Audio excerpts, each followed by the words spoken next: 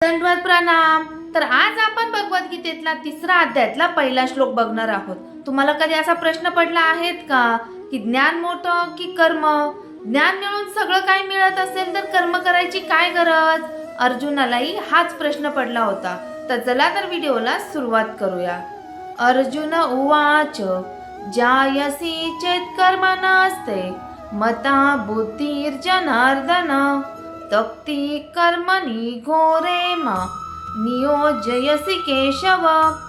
या श्लोकचा अर्थ असा आहे, अर्जुन श्रीकृष्णांना विचारतो, हे कृष्णा, जर तुम्हाला ज्ञान हे कर्मापेक्षा श्रेष्ठ वाटत असेल तर मग मला या कठीण कर्मामध्ये का प्रवृत्त करतात?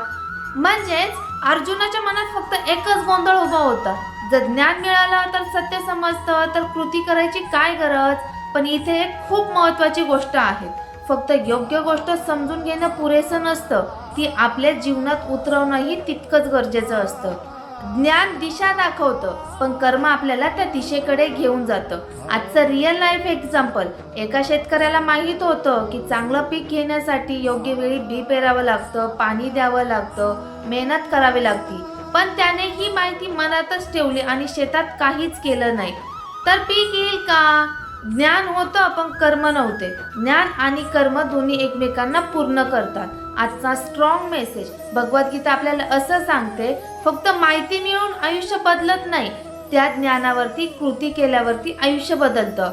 म्हणून योग्य गोष्ट समजली असेल तर तिच्यावरती आजपासून एक छोटंसं पाऊल उचला। ज्ञान दिशा दाखवतं पण कर्म आपल्याला त्या मंजिलापर्यंत घेऊन जातं।